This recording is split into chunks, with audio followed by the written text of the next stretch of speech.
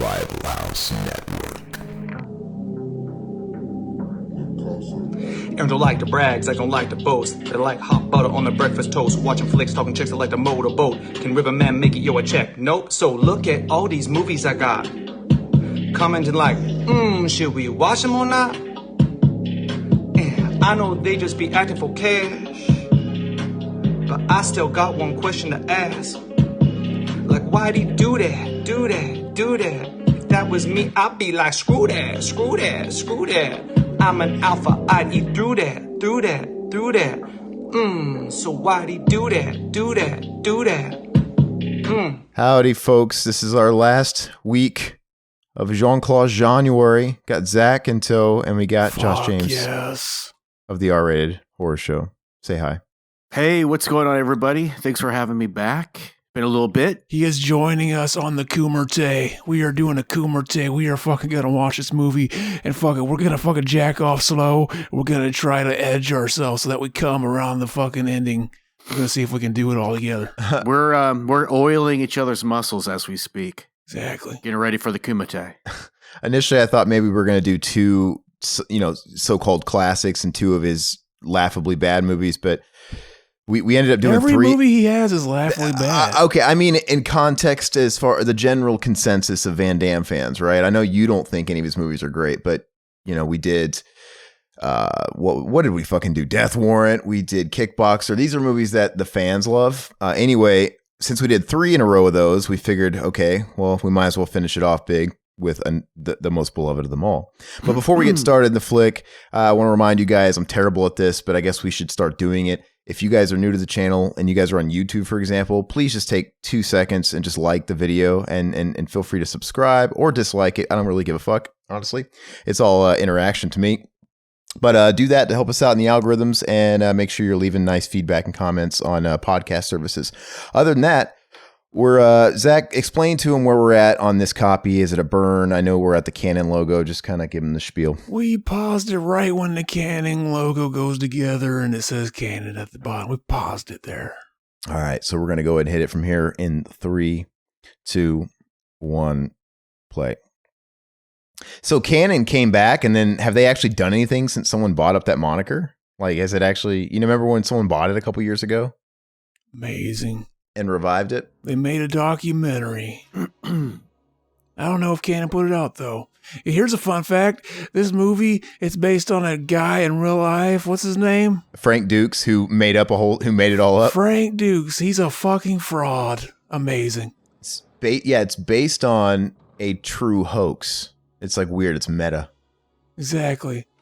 But at this time, it wasn't known to be a hoax, right? No, that was just kind of exposed. I think people questioned his legitimacy for decades. Like ever since this movie came out, his legitimacy is in question and stuff like that. And then somewhere in the last 20 years, I think it gained even more steam in the internet age. And I want to say it was probably a good 15 years ago where it was totally exposed to have been just absolutely fake. Like there's no fucking Kumite. Maybe he was just taking inspiration from Steven Seagal. Maybe, yeah. Steven Seagal, his whole life's a Kumite. This guy is officially my fucking hero. Like, he just scammed his way into Hollywood. That's fucking alpha as fuck. And he wasn't even, I mean, I guess he was a martial artist, but he wasn't anybody that was like all that or anything. He didn't win any huge titles or anything. Yeah, he was just a con artist, it sounds like to me. He was like fucking the B tier, all that cast. He was like, he wasn't Danny Tamborelli and fucking. Danny Tamborelli was B tier, all that cast. What are you talking about? Oh, Danny Tamborelli was the greatest. Josh Server and that first wave, the A cast. Fuck yeah, I would drown in the calm of Josh Server. I'd let him waterboard me with the semen, as our boy Unosh likes to say. I like how we get the training montage right out of the gate. Exactly. Look at all these fucking buff men. Isn't it this manly movie? Oh man, don't it make you just want to shave your chest and sweat? A lot of the people that are competing in this Kumite are kind of questionable. I mean, I'm not saying Ogre from Revenge of the Nerds isn't tough, but he doesn't really look like he can go toe-to-toe with people fighting in a Kumite. Fucking bootleg Nicolas Cage there. You don't think he could do it? I don't know. I love Donald Gibb, though. Exactly. That was so out of sync. I love that. That first line. I don't know if that was just our copy, but that was fucking amazing. Yeah, this copy we're watching is kind of ghetto. I've got it on full screen. It's, kind of low res, but yeah, go ahead. I was just gonna say I just rented this shit on Prime for like $4. I was like, fuck it. Fuck it. Exactly. Music by Paul Herzog. He wishes he was Werner Herzog. Paul Herzog's done a lot of shit too. He's done a lot of shit. I can't. Nothing compared to the Warner. Well, Warner can get shot while doing an interview and just keep going. So you mentioned overdubs. There's a shit ton of overdubs in this movie, like a lot. And to me, the greatest one is when we get the exposition on Jean-Claude's past, and there's the flashbacks, right, of his upbringing and how he was taken in by his Asian, like this Asian kid's father or whatever. He was caught breaking into their house trying to steal, and this father or whatever tries to take him under his wing and put him on the right path.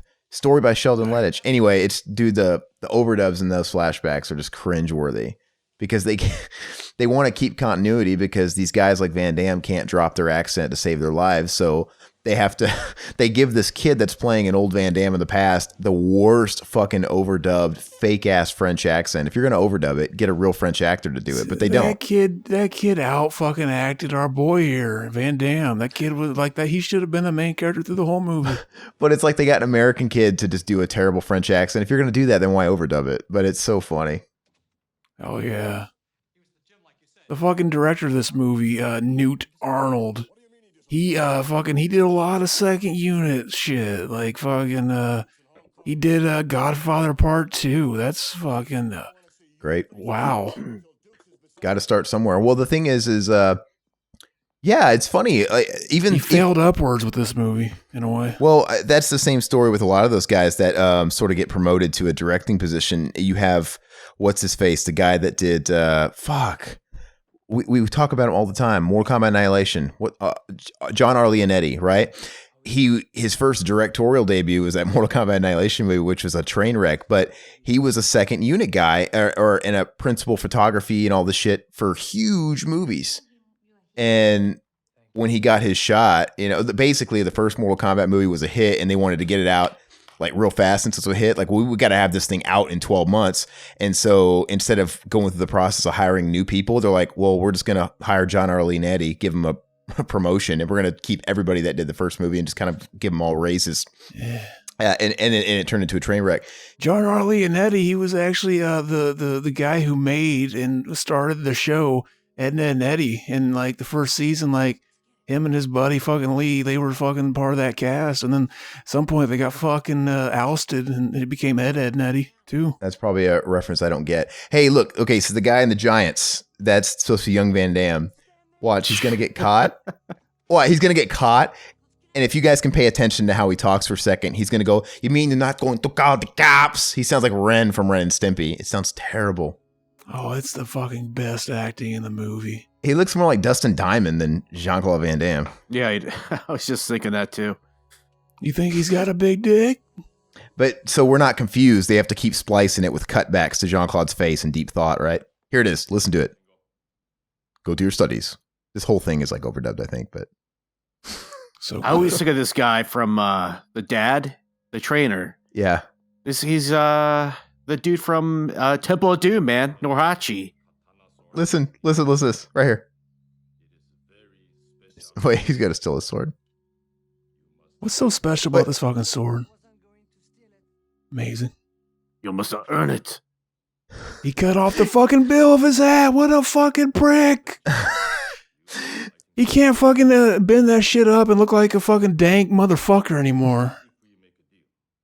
Look at that. What kind of a deal? It's fucking terrible. And the dad looks like the daimyo from Turtles 3.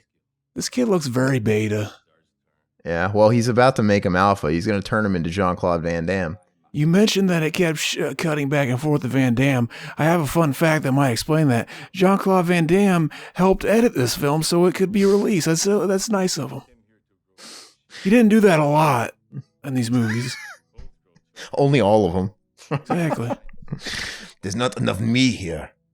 Fucking. Yeah, he probably didn't like the idea of a 3-minute flashback without a single shot of his face. That's too long. People have to have his face, and so he interjects it. I've got the antidote, Dr. Jones. Amazing. Now you're not America, you rock. That dude's mustache, it fucking rivals only mine at this point. It's an amazing mustache. We could talk about fucking the super beta fucking fun fact that this movie inspired Midway. Yeah. And to make Mortal Kombat. Yeah, they wanted to make a Jean-Claude Van Damme licensed video game, and I've heard different stories about this. I've heard people tell the story. First of all, before I tell the story, isn't it funny? Who does this? Is this not a really cool way to get all the exposition out of the way? He's like staring off into space, daydreaming his entire life. Like, how long is he staring there, staring into nothingness? Jean-Claude, like 10 minutes? It happens in an instant. It's just like you don't think. And look at that. He's still staring. Yeah, you don't think in like words and stories. You just fucking, it's just all flashing before him. But I'm just saying, it's just funny how he's just like, what is he staring there for? I get what you're saying, time's relative, but to us, it feels like he's standing there for 20 minutes, just, but he's rocking that Freddy Krueger chic, pretty hardcore. And this is the whole setup, right? His brother, basically his friend, brother, whatever, got killed, and he's gonna fight into the Kumite, I guess, in his honor or whatever. See, that's what he's saying. Teach me. But I like it when he defended that kid, his brother, from those bullies, and he stood up and just kind of randomly and arbitrarily said, "Thanks. Someday I'm gonna be strong and tough and fight in the Kumite." And then they just walk off. Like, okay, that was kind of odd. Very fucking low T. You gotta be in the Kumite with your boys here. A lot of the dialogue is super. What's the word? Contrived, self-serving. Retarded? Yeah, some of it is to get point A to point B. I mean, but whatever. It's a kung fu movie. Question: I'm a little bit older than you guys, but we fucking loved this movie back in the 80s. It's awesome. I love it. I was like 11 or 12, and me and my friends would like watch this like every weekend. This is his best movie, I think. This is the only reason he had the career he had. Exactly. I mean, it catapulted him. This fucking movie, it must have fucking hemorrhoids and fucking like just a bad back from carrying him through his whole fucking career while he's doing the splits on it and shit. But it's funny when you mentioned how this inspired Mortal Kombat, but it's funny how art just begats art, because this in itself was, you could say, was influenced by Enter the Dragon and shit like that, right? It's all just kind of contrived derivative of something else. But the Mortal Kombat thing's funny. I've heard that story a couple of different ways depending on who's telling it. On one side, I've heard them say they actually had a working deal with Van Damme, like they were commissioned to make a licensed Van Damme movie, not tied to a movie, just sort of like a Mike Tyson Punch-Out type of deal, right? His own IP, But then I've also heard from, I think this is the version I believe, that they were just making a game surrounded by Van Damme and shit, and the working title was Kumite, and it was basically based off that, and they were going to pitch it to Van Damme, and the deal wasn't done yet, but I think that party has said something fell through. Like he had a deal already worked out with like Sega or something, which I never saw those video games, and it didn't work out. And obviously it just became Mortal Kombat. No, you're not telling the real story. You're doing the mainstream story. Okay. What really happened is he saw fucking Ed Boon's big ass fucking eyebrows. And fucking, he just couldn't deal with it. Fucking, he's like, you gotta let me trim that shit, just like I trim my movies before I let them come out. I get final cut. And he's like, fuck you. And then that's all she wrote. It was for the better, though, because if we really did have a Jean-Claude Van Damme video game, we never would have had Mortal Kombat. And exactly. Everybody would have forgot about that fucking game. But basically, my life would be a little less shitty. Because you would get less AIDS when Mac and I talk about it all the time. Exactly. Well, we wouldn't have, yeah. But they had... what was it? So they kept it, and they kind of kept the Kumite style, and the story of Mortal Kombat's basically like Enter the Dragon and Bloodsport and shit. And Johnny Cage just became, because the way Johnny Cage is dressed in that first game is like Van Damme in this movie, the shorts and little red tie and shit. Yeah, they basically repurposed the Johnny Cage character as a new character that wasn't. But it's funny how it all goes back around. Mortal Kombat was a huge hit, and then they were going to make that movie, and they were casting for the movie in '94, which came out in '95, and they offered Jean-Claude Van Damme the role of Johnny Cage. It all came full circle, and he was down to do it. And I've heard this two ways too. He could have had 2 good movies under his belt.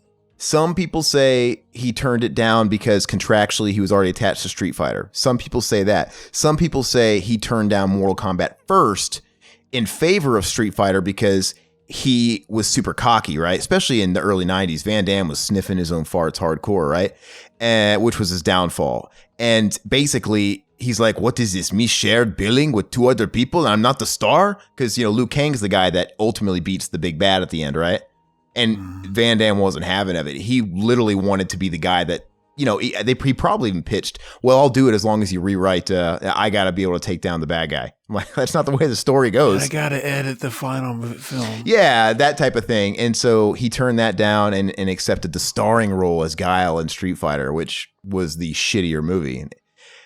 So his ego got in his way a lot because Mortal Kombat was the more fun movie. And just because he wasn't the main guy, I mean, they're arguably, who cares if there's 3 leads? Fuck, just if it's a better flick, it's a better flick. He cares, baby. You can't fuck with that. He does. I'm gonna grab a drink. I put one in the freezer. I forgot. Go for it. So, yeah, I mean, I obviously wasn't around Josh when this movie. I mean, I was born, but I wasn't on the playgrounds and in schoolyards talking about it. I saw it probably in the mid 90s for the first time, but I can imagine people fucking loved it because I loved it. Well, you have to understand that I was like a preteen essentially, and this kind of macho shit was awesome. Like, we were going through grade school, early high school. Well, it was probably late grade school actually, or late. What do you call it? Right before you hit middle fucking school, high school, middle school, junior high, whatever. Yeah, but so this shit was like all over HBO, and somebody had a copy of it probably, but we were totally into this movie, loved it. And, you never thought about the cheesy aspects of it back then because that's just how all action movies kind of were, at least a variety of the low budget movies. But we definitely loved this movie. It was a lot of fun. I miss when these are the movies that people talked about and were cool and shit because, this movie doesn't take a big budget. Like nowadays, the modern action movie is Fast and Furious and Transformers, these movies that need $300 million, in Marvel movies, $300 million to make. And I don't know, like this movie, I don't know how much this movie cost, but I bet you it wasn't a lot. Well, back in '88, dude, like what were the fighting movies that you had to compare it to? You know what I mean? Like there really weren't a ton of them. At least like mainstream United States movies, you know what I mean? Yeah. So. Yeah. Well, and yeah, this isn't really, I'm thinking in terms of, this isn't really an action movie. It's a martial arts, it's a kung fu movie. I mean, it's just, like I said, derivative of Enter the Dragon and shit like that. Yeah, I think that those movies sort of had their heyday in the 70s, 60s in the West anyway. So, I don't know. The thing about this movie I always thought about was like, to me, it's kind of like Karate Kid on fucking steroids, man. It's basically almost the same kind of story. So's Kickboxer. He meets Mr. Miyagi. Kickboxer's a very similar movie too. Yeah, it's a formula, That's what I said. Yeah, when we watched Kickboxer, I was like, this is the Karate Kid, except with a grown adult who has the IQ of a child instead. Yeah, I gotta go back and catch those last 2 Van Damme movies you guys did. Yeah. Well, you did Death Warrant, which is I actually really like that one a lot too. I love it. It's in my top 4 of Van Damme flicks. It's great. Here's a question: Can you gauge how far along Van Damme is in his career by how bulging that tumor on his forehead is? The cum brain bump, Zach, he's calling it. That's his fucking tumor. That's his cum brain. Yeah, it's a little fucking part of his brain that controls his orgasm, and it like bulges out, and like you can actually cause it. Like if you're fighting him, you can stiff finger that shit, and he'll start just falling to the ground, nutting. It's a secret weapon, really. Look at that. He's still staring there. How long was that sequence? Yeah, how long was that? That was like 15 minutes, it felt like. Let me see what we're at. Okay, we're 17 minutes into the movie. That was damn near 15 minutes of him just staring. It's really funny. We gotta know his backstory. Otherwise, like, we don't care that he's getting into the Kumite and he's gonna fucking nut all over these other men and fucking, do the fucking dancing in the ring. That's good shit. How about you? This guy looks way too young to be dying already. What the hell? He looks the same age in the flashbacks. I mean, that's what happens. You don't age. The Asians, they don't age. That's where they get their name, Asian. It actually is Japanese for aging, actually. And like they're known as like, people say black don't crack, but Asian is like where it's really like that's where you just don't age. Asians aren't phasing. Yeah, I mean, well, Asian people, they look super young and fit until they get to be really old, but they live to be like 1,000. I mean, they might look like they're 100, but really they still look good for their age because they've been around for eternity. They all look like Lopan, Exactly. Why do they? 1988 was a cool year for movies. I mean, to me, the mid 80s was great. I mean, obviously for action and movies like this. In 1988 is when Die Hard came out, which for some they credit as being the father of modern action. But I don't know why they give Die Hard that title when movies like Commando came out, like before it. Commando came out in 85. I mean, that's like a modern action. Your Arnolds and all that shit. I really think Commando is way further down on the scale than Die Hard was, though. Like, as far as impact. Yeah, I mean, it just wasn't as popular. I think it's a smaller movie, really, if you think about it. Yeah. I thought he was wearing the GNR shirt when he came in, but it was Harley Davidson shirt. Low T. But what they're talking about when they say the modern action movie, though, but Commando's under that umbrella, movies like that. And but they just don't give it the credit or whatever. But, arguably you're right, though. Die Hard, they ripped off a million times. Like all the movies that came after Die Hard. I mean, there's been so many Die Hard clones. I mean, Van Damme made a Die Hard clone. Sudden Death is Die Hard on ice. There's a bajillion of them. I don't even want to talk about that Rock movie. What's that skyscraper Die movie Hard he did? on the Rocks. I haven't seen that yet. Is it just basically a recreation of Die Hard? Yeah, it's a 5 out of. It's just forgettable. I mean, it's not like terrible. It's not good either. Oh wait, here it is. He's playing Karate Champ. It's so funny. Like how they meet. Yeah, we got that. You got that? We got that one. Yeah.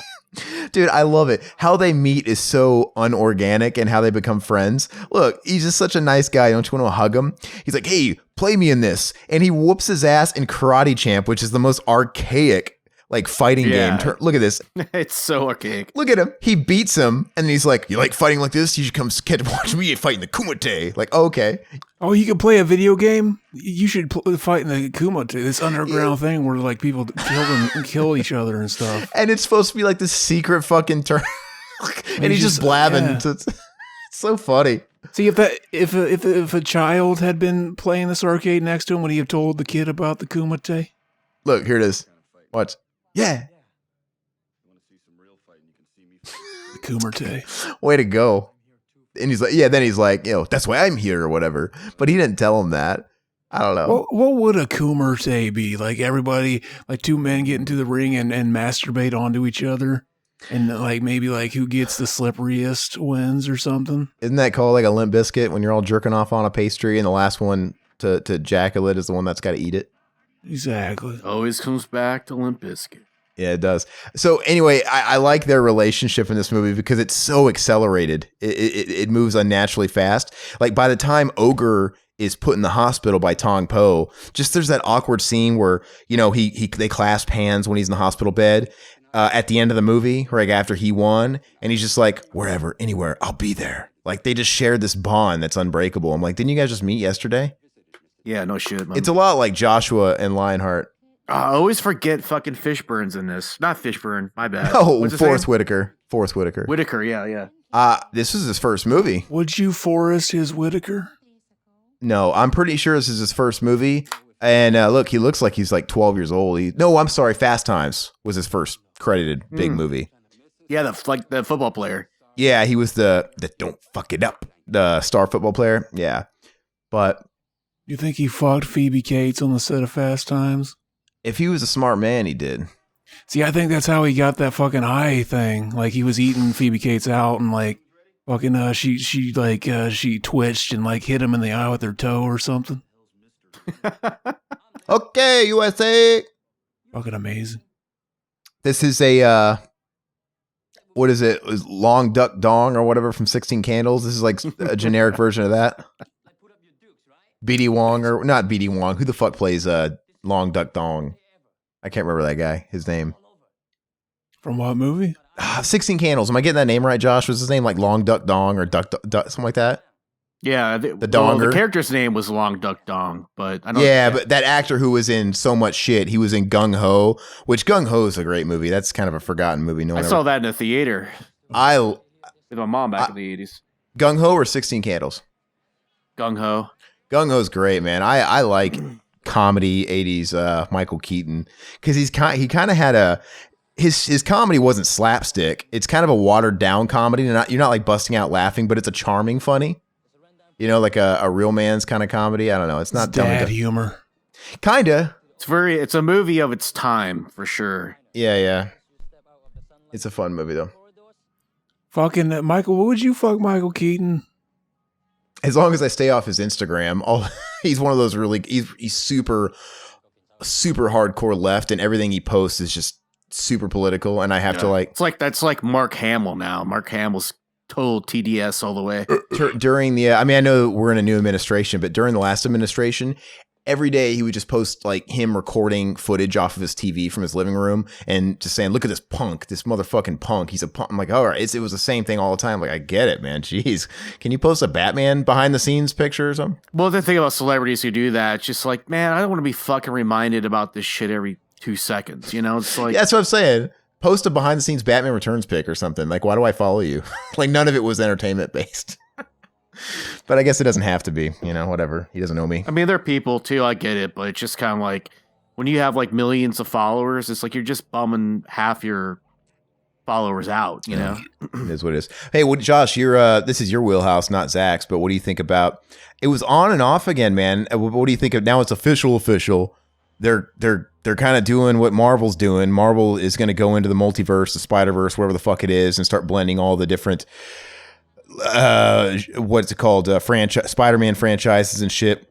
And now DC's doing it with Flashpoint, and they're going to bring Michael Keaton in as like, I guess the Batman Beyond version of Batman, and they're going to have Ben Affleck in it. It's funny how they're both studios are tackling their same type of split universe thing at the same time. But what do you think about all that? I'm kind of on the team, like, I'm burned out on Batman kind of thing. Like, it's just a lot of Batman that we've had, but I liked Batman Beyond. I used to watch that all the time. I thought it was a really, really good produced cartoon, you know, from I guess it was like late 90s. But he would be a fucking great Bruce Wayne for that. You know, if they got a good McGinnis to play the new Batman and everything, and they had the cool suit together, I'm all for it. And if they want to like blend universes together, then why not? At this point, who gives a shit, you know? I think it's fun. I mean, I think it's funny how they're both doing it at the same time, right? So it's like it's going to cause more exhaustion. I like Spider-Man, so I'll see that. But you know, they're doing that with Spider-Man and Doctor Strange, and they're going to bring. I didn't even see that last Spider-Man movie. I didn't even bother to see that one. Far From Home or Coming Home. Yeah, it was fun. Homecoming, it was fun. Right? Yeah, Coming Out. Oh yeah, Far From Home. Coming Out. It was fun. But anyway, I'm all about Michael Keaton and all that stuff. But I think it's a shame, though, because I just don't care about DC movies outside of the Tim Burton Batman movies. Oh, you're not going to watch the Zack Snyder cut, the 6-hour fiasco? That was going to be a mini series, and it's like, no, wait. Now it's just going to be a movie. 1 6-hour fucking ridiculous long marathon. Who wants to? I don't know. No interest. I'm curious about it. I mean, I got my girlfriend's brother's HBO Max password, which means I could see it for free. So, but I don't have. I mean, dude, it's gonna be like 4 or 5 hours long. It's like, it's just you might as well make it a mini series then, like you originally planned, because no one's gonna sit 4 5. Everybody's gonna have to break it up anyway. It's fucking stale already. You know what I mean? It's like, why would you make a fucking comic book movie that lasts 4 hours? But why? Yeah, I mean, I'm saying most of your audience that doesn't live in their mom's basement and doesn't work isn't going to be able to finish that in a sitting anyway. Like, they're going to have to break it up. I can't finish a 4-hour movie in a sitting. I don't have time. They should have made it just like a 2-parter. You know what I mean? Yeah, or something. Zack Snyder, he's such a beta. Fucking, he doesn't deserve the name Zack. Yeah, I guess not. What was I? No, but I like. Somebody proposed the idea. Well, first of all, I don't think there was any credibility to it. It probably came from some bullshit website that Mac would share. But I did like the idea. Somebody was saying, "Oh yeah, there's rumor that Danny DeVito's Penguin's going to show up in this like weird multiverse DC fucking Flashpoint thing." I don't know about that. He wasn't that popular, you know. Yeah, I don't.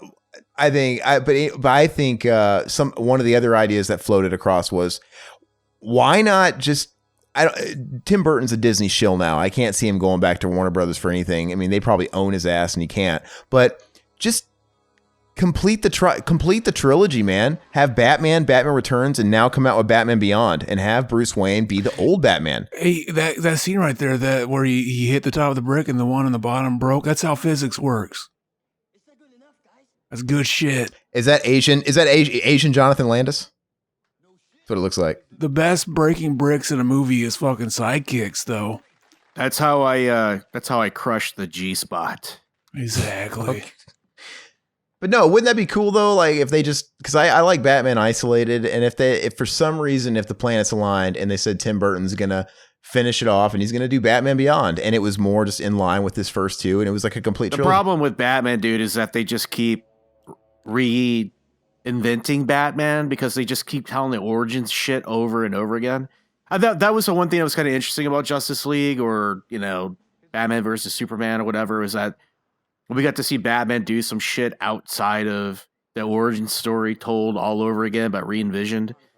I always said, let's see a Batman movie where he does like real detective work, like where he actually like fucking rolls up his sleeves and like gets into a story with a good, exactly, where Batman actually flexes his brains as much as his technology a little bit. But I guess people, they're just like, we got to get the action in there. But when I saw the that little teaser for the new one they're coming out with Pattinson, yeah. I mean, it looked interesting. It looked different, but how much different is it going to be from the story we've already seen 2 times, 3 times before?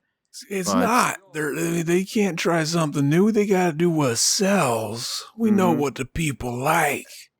Hey man, that's why I like the Burton Batman movie so much. I mean, they kind of established the origin story in the first one, but they didn't beat it dead. They told it pretty quickly, and it's like, it wasn't over the head with it. And then in Batman Returns, there was no mention of no fucking origin story. Like they kind of reprised it in one line, right? When he's watching Penguin on TV, like talking about his parents and he was an orphan, and Bruce Wayne just says, "None, his parents. I hope he finds them." That was it. Like, good. We don't need to fucking relive that again. Well, the original Batmans, Tim Burton Batmans, they were quirky. There was a fun element to them that completely got taken out when you're talking about Nolan, and then of course the Zack Snyder stuff. It's just all dark and gritty, and I get it. They wanted to bring that Frank Miller into it, but it would be kind of cool to see Batman movie that was fun, like.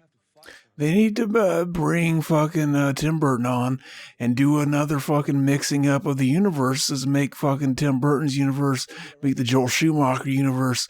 Then they can get our boy Val Kilmer on the movie, just because like he's got a better Batman voice now than he did back in the day.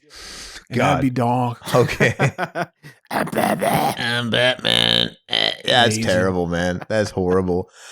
Like I said, I almost said it's an unpopular opinion, but now I think it's really cool to like Batman Returns. It seemed like for a while it was kind of cool to shit on it, and now it's cool to like it, but it's always my favorite. I think it's just this nice balance. It's really dark, but it's fucking comic booky as hell, and it's not too serious, but it's arguably the darkest of all of them. It's darker than any of the Nolan Batman movies. I feel like, the 3 of us did a commentary for that, didn't we?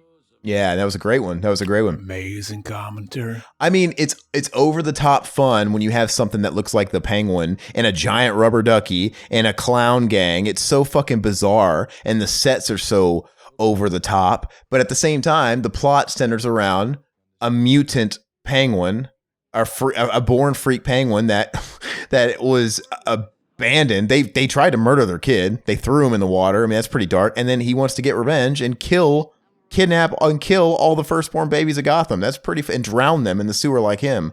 That's fucking dark as shit, man. It's not, hey, I'm not Bane. I'm going to blow up the whole fucking city or whatever. I mean, that's just so tropey and overdone. Penguin doesn't care about that shit. He just wants to kidnap the kids and drown them so he's not the only one. because he's a jealous guy with parent issues. It's fucking dark. And that movie's got some BDSM fucking overtones too. It's super. Very raunchy, you know, like. Yeah. That's I love it. Something. It's a weird thing to think about when you're munching on some French fries at McDonald's. You know, when you're like 12 years old. I love it, and I missed that campaign. That was really cool. I had for the longest time we had those cups in our house, those McDonald's, those big gold type cups when you bought the extra larges and stuff, and the toys. I had the Catwoman little purple car and the penguin car that didn't really exist in the movie. I had all that shit. And what was the company that did a bunch of like TV commercials for that whole Keaton / Tim Burton era of Batman or whatever? What was the company that put all those out? Because those were actually some pretty fucking sweet commercials. What do you mean a company? Like I just remember the product ties. I don't know if it was like phone company or internet or something, but there was a shitload of like these highly produced, probably big budget TV commercials for Batman in that era that came out too. It wasn't toys. I know it was like a insurance or some stupid shit like that. But I just remember the tie-ins. I remember with Batman, the first one, they had a campaign with Coca-Cola and Diet Coke. Remember that? That was the big one. And they were big budget commercials. You could tell they set aside time on the set of the movie while filming to record a commercial, because they were like in the Batcave and they had Alfred and they had the actors. You know, they didn't have Michael Keaton, but they had another guy in the same bat suit and they had the Batmobile. It's like they were all out. But well, yeah, we couldn't get enough Batman at the time. It's just the more Batman you could get, the better, you know. Oh, well, they went all in with the. I got it. Go ahead. It was OnStar. You know, the in-car thing. Oh, yeah. That was the third movie. Was that the third movie, though? Or was that in earlier? Maybe it was. I'm seeing Batman OnStar commercial compilation 2000. So it was probably on the Kilmer Batmans, but... Yeah, I don't think they even had OnStar in like 89, did they? Was that a thing? I don't know. But... yeah, they went all in with the Kilmer Batman because they literally advertised in the movie, I'll get drive-through, right? Oh, wait, they didn't actually say McDonald's. But they made that part of the commercial, remember? Because he says, I'll get drive-through. Like, it's the first line he says in Batman Forever. The first thing he says in the Alfred holding up a fucking glass of Coca-Cola and shit. But you can tell they wrote that scene just to use it in a commercial because they had the McDonald's ads where they were splicing in that, I'll get drive-through. And they had, they cut to... added footage of a Batmobile going through the drive-thru and him reaching out in the window and grabbing the McDonald's bag. Right? Should have been in the movie. Dude, how fucking hilarious would it be if you're like working like a Burger King drive-thru window and a fucking Batman like in the fucking Batmobile drives through? Like that would be the highlight of your whole year. I'd be disappointed if it was the Kilmer Batmobile. I'd be like, oh, this one, who gives a fuck? But with the floppy fins on the back and shit. Yeah, well, they could have. Yeah, I mean, basically, they could have just put that in the movie because they literally just could have had another scene after he said, I'll get drive-through of him driving through the McDonald's and picking it up. I mean, it would have been right at home with those Schumacher Batmans, but they saved that for the commercial. But I've seen a couple of people riding around some fucking cars like that in Vegas, man. I saw a guy riding around in a fucking Batmobile, not the Batman Forever one. I've seen a true to life replica of the Adam West one riding around the strip. I think I'd rather ride around in the Adam West one than the Keaton Batmobile. Oh, the Keaton one was just a fuck. What was the car that I can't? Was it a Lambo that they just? What was the car they just docked? They basically just stole a chassis from like a high-end car, and then just built something around it. I think it was a Lambo. It was a Lambo, and they just fucking built around a Lambo, right? I don't know, but we talked over the scene where he was showing off his splits. Isn't that funny that like he's known for like the most beta fucking thing ever, and he shows it off in all of his movies, and they never fucking used it as a way to like have a scene where he's doing it, and like a villain comes up behind him and just kicks him right in the dick. Like that'd be amazing to see. Well, yeah, it's kind of too bad. I like Lyndon Ashby, but it really is too bad he didn't play Johnny Cage in that Mortal Kombat movie because he could have did the splits and hit Goro in the dick. No, he's known for his kicks too, right? If you noticed, does Van Damme even throw a punch in this movie or is he all kicks? He's like all kicks 98% of the time. And he doesn't really fire guns. I think in a couple of his straight to video movies in the last like 15 years, he's tried to go gritty and he's maybe fired a gun or two, but that's not his style. Like Does he do it with his feet? Yeah, his monkey feet. But I don't even think he really throws fists, man. Not that I can remember. He's just all jump kicks. Would you think an enemy like that would be pretty easy to beat? Because he's pretty predictable. Fucking beta, very low T of our boy Van Damme. Hey, that's a Tong Po. I like how the ref is wearing his bed pajamas. Yeah, that's Tong Po, by the way, Zach. That's his friend again. He's in this. He's got an afro, though, in this one. All right, my turn. I'm just going to come out of the audience and jump in like this. Did they not put Asian face on him in this movie? Yeah, that was weird. In the Kickboxer. All the contestants are all sitting together, too, which is funny. You know, they're all just hanging out. Yeah. They're the audience, you know what I mean? Yeah, no, that's what's weird. And he's up to bat. And So this is another movie where, like, fucking, he's getting revenge for his friend that, like, wasn't killed. I mean, he was fighting in a fucking competition. He gets hurt, as you would. And then it's like, how fucking dare you? It's like, what'd you expect? Amazing. Yeah. Well, it's because he did him dirty, right? Did he? It's a fucking underground fight that has no rules. Yeah. That's true. I know. I agree with you. But what the fuck do you call that? What Ogre just did? That was Exactly. Look at that. Well, it's just a blow to the head. It wasn't anything. I'm gonna kill you, man. He didn't cheat, you know. He's just all about brute force, you know. Yeah, I can't remember. Does Tong Po actually? Does Tong Po fucking do something when he's down? Is he like extra dirty? I can't remember, to be honest with you. Like breaks his back or something. Tries to break his back. I don't fucking know. I'm thinking of Kickboxer again. Greg Louganis, his brother in that movie where he breaks his back. See, See, I think that's the problem. They blend together. When you were setting this movie up and you were talking about like, oh yeah, Kickboxer's my favorite, I think you were just fucking confusing it with this movie. Yeah, it changes, man. I don't know. I think I told you on that commentary, it just kind of depends on the day. Sometimes I'm in a Kickboxer is more whimsical. It's just funnier. It's stupider. That's not even words. More stupid. This one's trying to be more serious. It's unintentionally 80s cheesy, but Kickboxer's just silly. There's more comic relief in Kickboxer. Like when Tong Po rapes Miley, it's hilarious, right? Not that. That happened? Were you not watching the movie? Yes, he raped Miley, right? I forgot it already. You bleed like Miley. Miley, good fuck. Okay. All right, so Tong Po in action. This guy's a pretty good villain right here. I mean, no, he's awesome. You know, he looks like Kino from Turtles 2, Zach, but like on steroids. Fucking, he does a farmer's blow and like, there's no respect for the ring. This guy's all titty, man. His fucking pecs are massive. The Bolo Young, though, supposedly he escaped mainland China. Like when they were at their worst, I guess he swam from mainland China all the way to Hong Kong. Chad. And I don't remember how many miles it was. I've read about it, but like, let me see. He's a well-hung Chad, I think. Very high T, swimming all that way. All right, so mileage. I'm gonna look it up. Okay, yeah, supposedly. I mean, like I said, this is what's in the books, and this is what he attests to. But he swam from fucking mainland China to Hong Kong, which is 1,103 miles. Yeah, it sounds pretty crazy when I read the numbers, but supposedly. That's he's tightly circumcised as fuck. He's got floating devices. His fucking titty. He probably could take a nap and just let his chest keep him afloat. You guys think this is a set, or is this like a location? Well, I don't know why this would have to be a location. It looks like this could be a set. I don't know. Oh, yeah. Did they shoot this in fucking China, or where the movie takes place, or is this in a South studio in a fucking, yeah, that takes away the mystique. This is a fucking illegal fight. We gotta believe it. This is the fucking Kumite. I'm gonna look it up though. I'm curious. A lot of dudes wearing silk robes at the Kumite, man. I don't know if I'd be walking in with silk robes.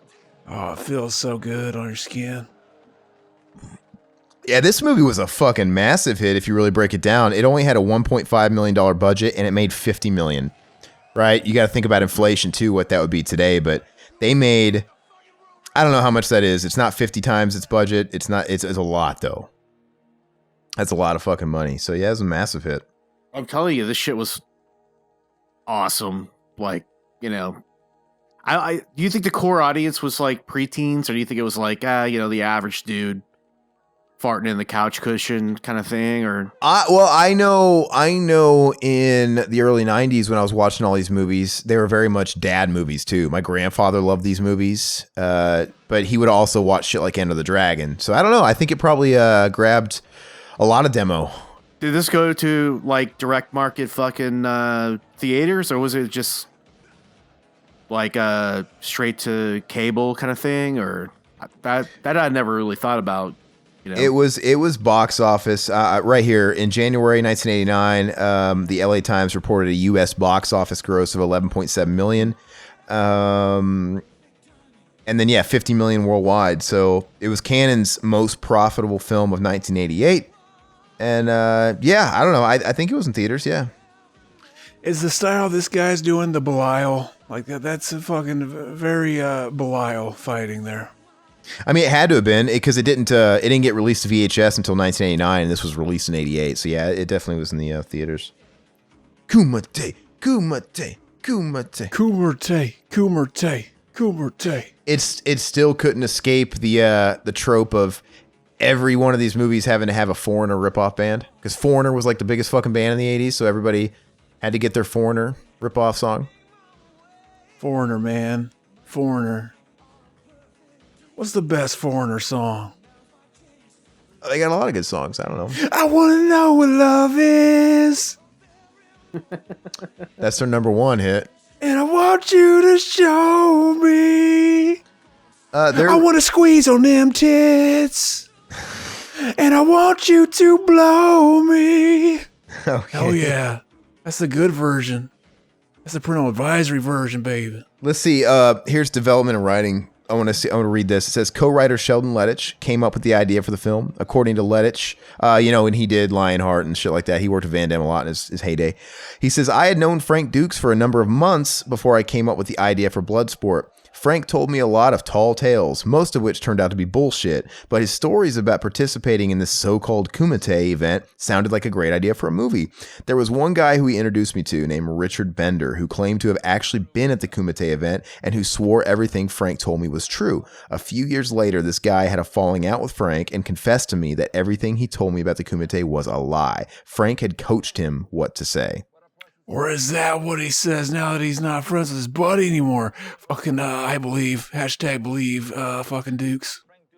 Well, I'm trying to see. Believe all Dukes. Where the fuck was it filmed? It doesn't even say anything on here about where it was filmed. Hey, even this is like Kickboxer 2, where you have the two authority figures, right, pursuing, just like in Kickboxer.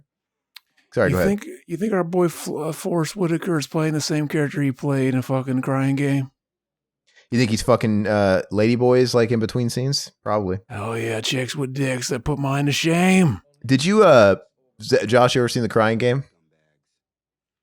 I've never seen that one. Oh, but you're familiar with the story and like the twists and shit, right? It's an obsession movie, right? You should watch it. You should watch. Okay, without saying anything else, but you should watch it. It's a trip, and it does have Forrest Whitaker in it, but it's a European movie. It was a British film, or Irish. I think it's an Irish movie, but it's. You said film. It's a film. Film.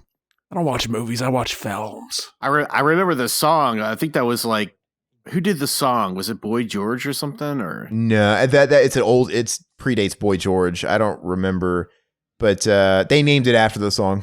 By the way, the version of the film I'm watching on Prime that I just paid $4 for is grainy as fuck. That's Prime for you. Yeah. Looks like shit. See, that's the thing. People like a lot of times they make the Blu-ray version and it's grainy. Basically, to take that grain out, they gotta fucking basically make it blurrier. So basically, they're just hiding grain, making it blurry on purpose. I don't always trust the streaming websites. I mean, the last few days, the lady, she's never seen the Alien movies, so I just felt like we had a little marathon of the first 4, like over the past few days, and I was opting to watch. Well, on the first movie, I watched the 4K because it's like, why not? It's on 4K and it's beautiful. Real quick, they needed a shot of them running through a hallway and then like going through different doorways, like in all the Scooby-Doo cartoons. That'd be donk. Yes, exactly. So I watched Alien on 4K, and then as far as the rest of them, I opted to watch the Blu-rays so I could watch the director's cuts or whatever, because some of them, the director's cuts are better, or the producer's cut, or the assembly cuts, whatever you want to call them. But I actually found out HBO Max has all the versions on there. I didn't realize it. You have to go to special features and you can watch the other versions. Anyway, when it came down to watch Alien Resurrection, I watched it on HBO Max because I realized, oh, they have the extended version on there, so I won't bother breaking out the Blu-rays. And it looked terrible. Like, it's just super blurry and super just grainy, and it looks awful. But yet it's supposed to be HD. But exactly. I'm trying to see where this was fucking filmed. It's I got was going to locations. ask you, does this like bring back a shitload of memories for you? Because I know you spent some time over in China. You've been to Hong Kong, right? I've never been to Hong Kong. Oh, okay. I mean, this was filmed. I mean, it's not telling me it's in Hong Kong, but all these, like, they're giving me specific places it was filmed, like Peninsula Hotel and East Lake Hotel. It looks like Hong Kong, you know? Yeah, it does. Like it says, the nearest, it's the Sim Sua Shi station. Like, this is fucking Hong Kong.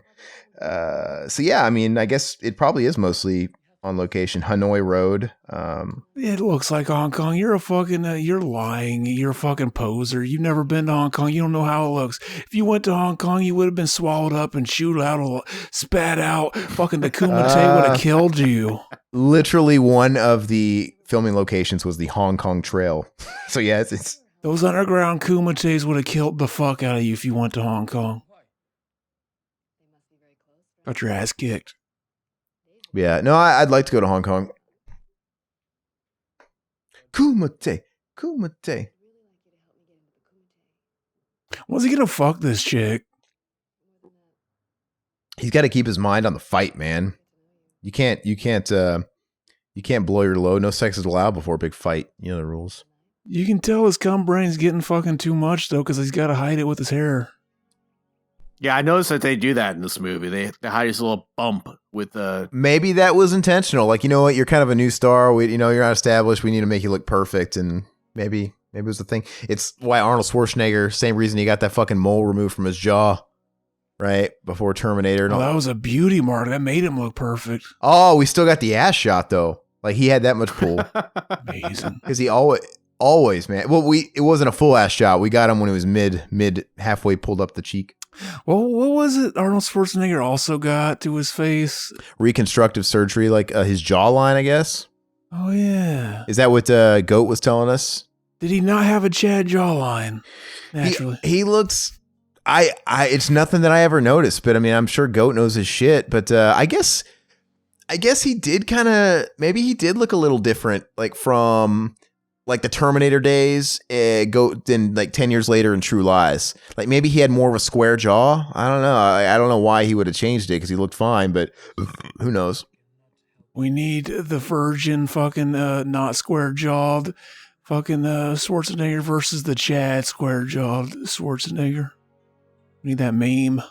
Speaking of Terminator and James Cameron, man, I rewatched Aliens, like I said, part of that mini marathon, and that's just one of those movies I love. Every time I pull it out, every year or two, whatever, I love Aliens. Did your lady think they were pretty fucking meh?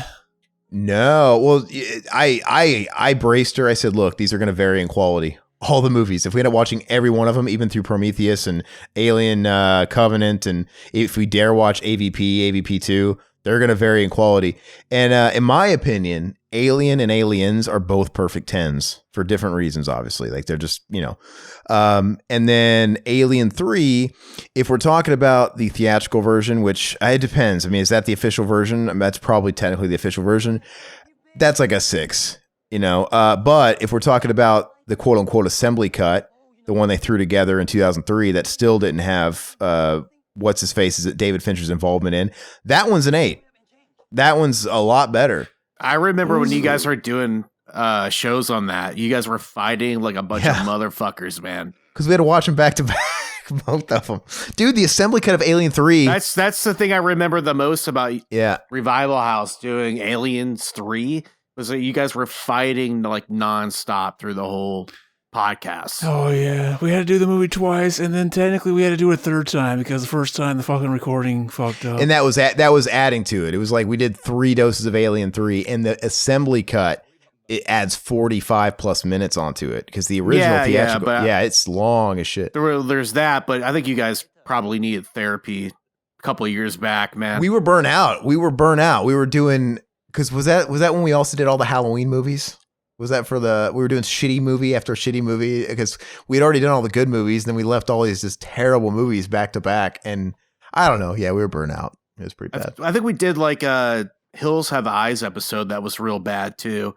I mean, it wasn't bad. It wasn't a bad episode in terms of entertainment, but in terms of tension, where you guys were at together, it was just like, I was like, I'm gonna fucking hang up. Like, why am I fucking here? Like, fuck this shit.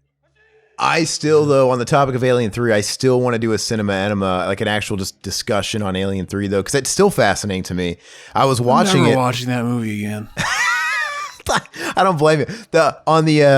When they came out with the quadrilogy DVD and it's on the Blu-ray and all that stuff, they also put out, it comes with like a 2.5 hour documentary on Alien 3 and all the background behind it and all the shit, which is fucking awesome. It's really cool. It's nuts, man. When you watch the assembly cut, so much of that movie's different. Unlike the director's cut of Alien and Aliens, where, you know, it's just added footage that they had to trim off. The movie's just reworked, and it's so reconstructed that they put an asterisk whenever it's a scene that's different in the movie. And so there's 55 chapters in Alien 3. 48 of them are brand new and reconstructed. I think that goes to show you that even Ridley Scott, when he came back, couldn't really piece it together in a way that makes any sense at all. Like, that franchise is just so plagued with logistic problems. Oh, you're talking about when he came back to do Prometheus? Yeah. Yeah, it's got, Alien Resurrection, for what it's worth, I think it's a fun movie. It gets shit on like crazy, but I think it's fun, but I don't connect it to the original trilogy. It has this vibe of alternate timeline. It's a big comic book. It's kind of any movie that gets the title Resurrection, you know, it's going to be garbage. Yeah, I get what you're saying, but it comes off like a comic book. It looks like it's like fanfic. It's fun for what it is, but I know it connects itself to Alien 3 and thus the whole trilogy, but I feel like it's just a different timeline thing. It doesn't. Alien 3, even though that's plagued with problems, it still feels like it belongs in the first 3 movies in that trilogy. But okay, Bolo Young. Sorry, we'll talk about the movie, I guess. See, the Kumite version would have this chick, the love interest, standing in the middle, and these guys are fucking just jacking off, filling up their coom brain, and fucking, like, as soon as it explodes, it's just like, oh, look at that. Yeah. Fucking, he needs to get down and start filleting that exposed bone. That's pretty brutal for 1988. It was. It's like, it's very cringy because it's just, you know. Yeah. I keep thinking he's just going to start doing the bicycle kick. He does look like a fucking roided out Liu Kang, doesn't he? He does. Wasn't there like a trailer drop for a new Mortal Kombat movie or something recently? It was barely a teaser, if you can qualify it. I mean, not really. I mean, it was. I think, I don't know if you guys mentioned it or another podcast I follow mentioned it or something, but it looked really underwhelming. You know, it just didn't really do anything for me. Well, they were showing the teaser was super. It's hard to judge anything by that teaser, but they had like images too. They put out official images of the movie, which showed more. And Mac was like, "Man, it looks like a CW like made for TV show or something." And I don't think that's what the movie's going to look like, because Entertainment Weekly, my entire life has always put out like official shots from upcoming movie, and they always kind of look like that, more like they don't look like the actual film you're going to see. You know what I mean? They look more like professional on-set photos and not the movie. I don't know. I'm going into that one with no expectations. I kind of feel like if they're going to reboot it, you better not fuck it up, because Mortal Kombat is a huge franchise. I mean, it's a very popular game still, even now, and I should know because I work in an arcade, so I mean, people love Mortal Kombat, but it's more popular than ever, actually. Because I mean, it looks like the popularity of it might feel different depending on who you asked. If they just stopped treating it like a cheap IP, then it could actually do something. Could be really good, because there's plenty of character stuff in there to do. But people might think the heyday was in the 90s, but that's because you had the arcades that had this, obviously you could physically see all the people that were lining up at the, in the coin ops and shit like that to play the game. Now we don't have arcades anymore that are prevalent. So, but technically the last 3 games have been the highest selling games in the entire franchise. It's more popular than ever. And it's made this huge comeback. It's super popular now, and it's a classic. It's a huge classic. Everybody wants to play Mortal Kombat if it's around. If it's in the room, people are gonna play it. It scratches the nostalgia. Oh, I'm the same way. I own perfect versions of those games here at home, but every time I come across a retro arcade, I still go up to the Mortal Kombat 2 and 3 and 1 arcades anyway, just because you're at the cabinet and there's something about it. And yeah, no, I know. And but yeah, I mean, the movie, if they did it well, it could at least be a fun popcorn kung fu movie. I just don't like this. Jinko jeans are on fleek. Yep. Oh, and amazing. He's ready to go Raven, right? Oh yeah. The only thing I'm concerned with this Mortal Kombat movie is they created a character just for the movie. That's the central character. Like, he wasn't even based on. They wrote him new in the script, and I don't know what the purpose of that is. It's like, is this like their attempt to put the movie in a first person? Like, we're the character and we're watching all the characters we know from the game from their perspective. I don't know. Nobody gives a shit about it's like the Resident Evil thing. Mm-hmm. They create a whole new character, and then when you got to the sequels, all the other game characters that were focal points of the game showed up, but we were still looking at it through this made up movie character. And I don't know. Kumite. Shit gets serious when Van Damme takes his, what do you call it? The robes. Takes his robes off. There's a name for it. What's the name? The sash? Or, I don't know. What are you talking about? The ropes? Or what'd you say? The ropes? What did you say? Well, that meme face. Well, yeah, that's classic too. But, no, yeah, when you drop the karate robe and, I don't know. It's not a gi. I don't know what the fuck it is. Whatever it is. Oh, look, the frame rate slow down. Oh, amazing. Dude, he could probably taste his cock. Shot to the... What if that guy's dick smelled, he got a whiff. He was right there. Dick, the fucking ball slap from hell, man. These guys are sweaty, man. It probably did. What he did to those bricks, he did to his nut sack right up into his fucking bladder and lower intestine. Right? Oh, yeah. All right, Frankie. The chakra. I wonder if... Oh, sorry, go ahead. See, he needs to just take the chick up on the fucking mat and start fucking her in front of all these people. That'll separate the men from the boys. Alpha male, right? Exactly. No beta males allowed. Exactly. You know what came up in my YouTube feed? What? Nightmare on Elm Street 3 that we did in that shitty hotel room in fucking... in New York, yeah. Yeah. Oh, yeah. I was like, that was like 4 years ago. I was like, holy shit. Yeah, the Al Bundy clip that's on there. We put that Al Bundy and the Freddy. Yeah. That's funny. Yeah, that was good. That was a good episode, and we did it back-to-back with 4. I don't know if we ever did 4 on our channel, did we, Zach? I can never keep track of like which ones we've done and which ones we didn't do. I don't think so. Yeah, because that was fun. Well, I think we did 3, and then for you, and then we did 4 we did 4 for you. Yeah. And I was fucking tired as fuck. We had gone to see Tommy Wiseau. We went to The Room that night. Yeah. That was a good time. It was fucking freezing and shit. Dude, it was freezing. That was that was the worst experience in New York. I've never been to New York in the heart of winter like that, and it was miserable. I was fucking miserable.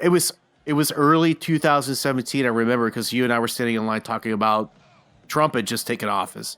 We were talking about that. Oh. And so it was shit, fucking 3-4 years ago already. It was 4 years ago. bone chilling cold. Like it was just miserable being outside for longer than 5 minutes, man. I was absolutely miserable. It was so cold. Look at that face. Yeah. Oh, There's so many memes in this fucking movie. We had the one earlier when he beat that last guy and he was stroking the invisible dicks with both of his hands. If I was involved in the Kumite, I would have just nutted at that face. That was like fucking sex personified. Bolo Young was also in Double Impacts. He was like kind of the main grunt, right? In the bad guys and shit. And that movie's, I don't really like Double Impact that much.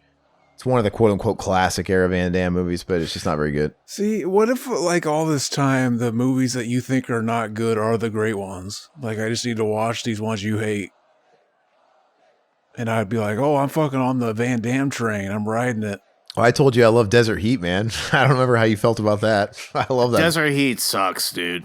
Dude, I love that shitty movie. It's a piece of shit, but there's something about it I loved. It's just garbage. Oh, it's the greatest fucking film ever. You don't know what you're talking about, our boy Josh.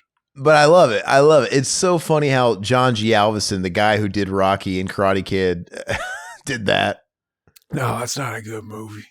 See, I remember when we watched that, I was just shitting on it the whole time.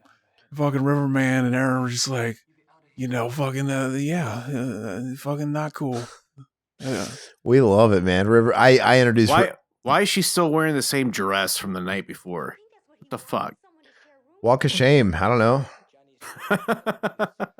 Yeah, it's right. I guess it was just one of those nights. I don't know. Do as well. They've been in the hospital all night, taking care of their buddy. Why would you be in the hospital all night? He's clearly awake. I mean, you usually, I don't know. He's fine. Yeah, but if you're gonna wait in the hospital tonight, you'd think you'd be like, I'm gonna run home, grab a bag of sweats, come back, get comfortable. You never know. One of those Kumite fighters might have hit him with that death, that stiff death lock. You ever hear of that? It's an illegal fucking a move that's outlawed everywhere. But they hit you with that, and then sometime within the next couple years, you'll just fucking die. So it's basically just like if you die of old age, you can be like, oh, it got him. Apparently, people talk about how fucking there's conspiracy theories that our boy Bruce Lee died from that. Hey, they just showed him arguing with that reporter chick, and without being able to hear the dialogue because the volume's down, I just hear him scolding her. All I can think of is the dialogue when he's arguing with the widow in Lionheart. He's like, he was not strong enough; it would kill him. When he's talking about he went to prison for his brother. He was not for to make strong enough. However he says it. It sounds like an NES game translation. It's fucking terrible. Yeah, he was not for strong enough. It would have killed him. It was fucking terrible, but I love it. You love autism. All your base are belong to us. I know. Exactly. I think that's the thing. I think that's why you invited me on the show. You're like, this kid sounds autistic. I'm going to get this kid on. You just love the autism. You're nasty lover.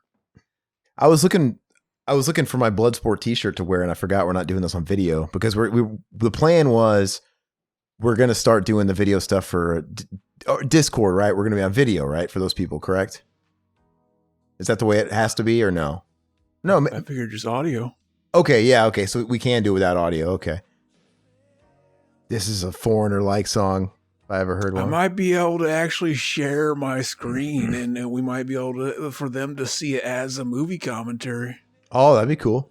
Depends on how much the internet and stuff. If we're getting lag and shit, it'd be cool to experiment. That'd be nice incentive for sure. See, that's what I was telling you when we've met for the fucking convention. It'd be nice to experiment. We're in here and you fucking you tapped in, but fucking the Riverman just wasn't having it. I couldn't fucking convince him. Seems like River's getting more involved in the podcast again. Is he finding more free time? What's up with Riverman? Oh, you're asking me what's up with Riverman? What? Well, you're the only one that would know. Very low tier. Well, very low T. To comment on Zach's thing first, yeah, I still think it's really funny how we got to this convention, we all kind of grouped together, and then 5 minutes in, I'm not feeling well. I'm gonna go back to the hotel. He just got there and he literally went back there and just jacked off. Right? 5 minutes in, that was 5 hours later. Oh, it wasn't that. It was like a little, maybe a couple hours. But you had to go back to the room and jack off. Dude, if I was sitting on a fucking Greyhound bus for as long as Zach did, yeah, I would need some sort of form of relief, I'm sure, too. Exactly. Like, it's not fun. Yeah, were you sitting in the back, dude? When you get that back seat, you were smelling shit the whole time? I nutted on the bed that I know you guys were sleeping on because we'd already made those plans. I was like, Zach, I'll just share. I've known River for years. We'll just share the bed and you can have your own bed. So you're saying you nutted on our bed after we gave you the courtesy of having your own bed? You still nutted on our bed? Right in the pillows. Exactly. All right. Yeah, he's doing the splits and like, isn't he just setting on his ball sack? Doesn't that hurt? I mean, yeah, imagine. Oh, never mind. Josh, you're, oh, fuck. What is it? I just lost it. What's the fucking movie? Fuck, I can't think of it. You're an artist. Do you ever watch any of those Studio Ghibli movies? You ever seen any of those? Like a lot of artists respect those movies for the art. I mean, I think they're beautiful. I watched one. What is the fucking one I watched? About the raccoons. Why can't I fucking think about it? It's basically like a Ferngully type thing, you know, it's the forest and all that shit. Anyway, these raccoons, they're like magical and they use their nut sacks as a weapon. They stretch out their nut sacks to float in the air and fly in the air. And then they stretch out, then they make their nut sacks grow and they bounce on them and crush people with them. It's the most surreal fucking Japanese thing I've ever seen. Big Chad. Pom Poko?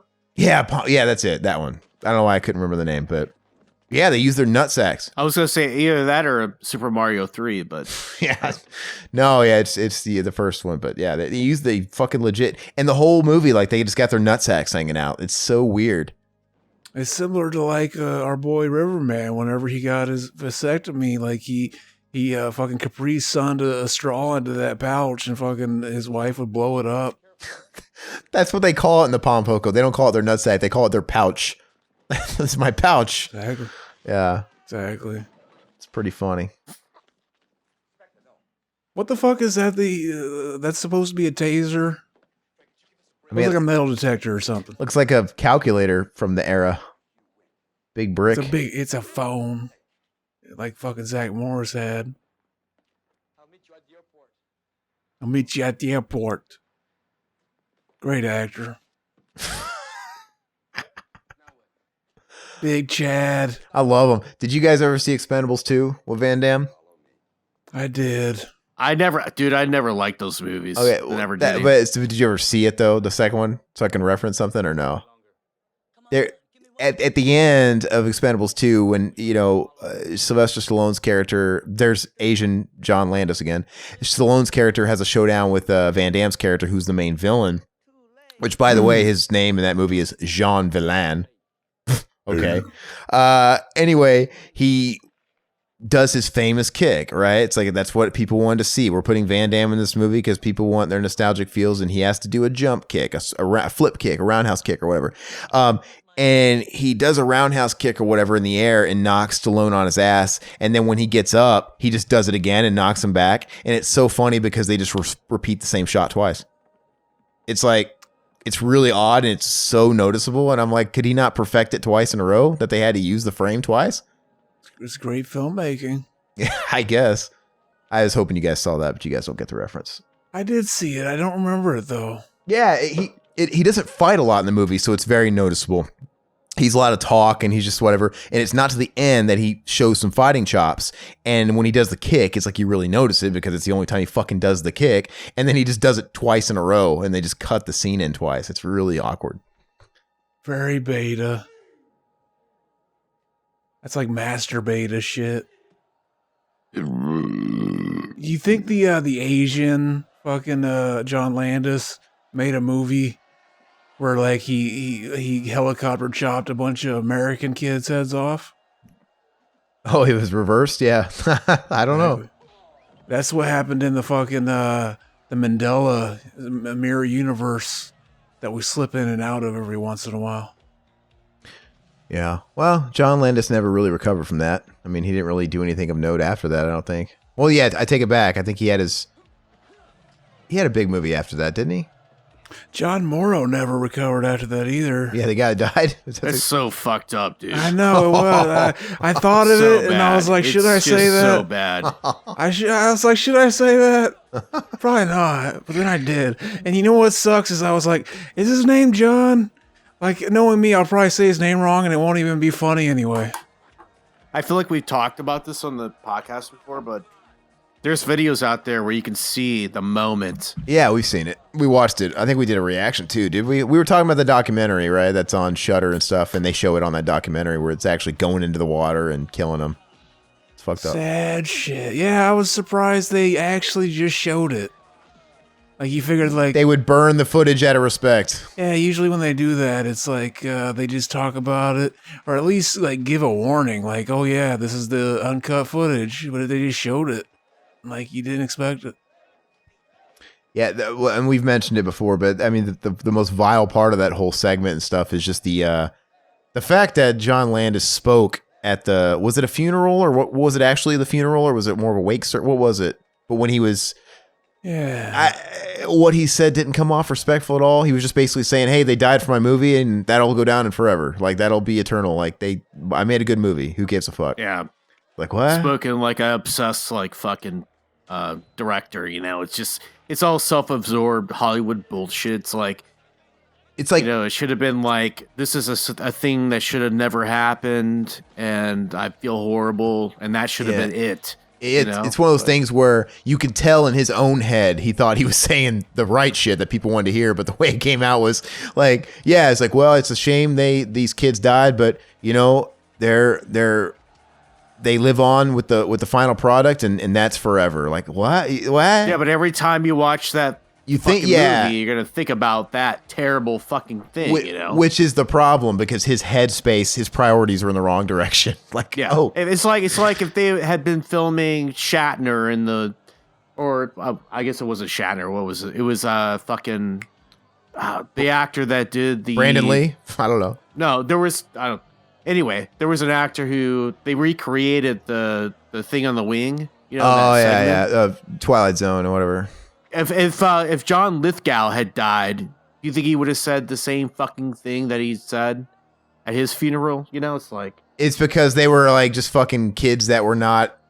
They were under the radar kids getting paid under the table and from Asia. Yeah, it's just like these kids don't matter. The irony is he said it about two kids that were cut out of the finished movie.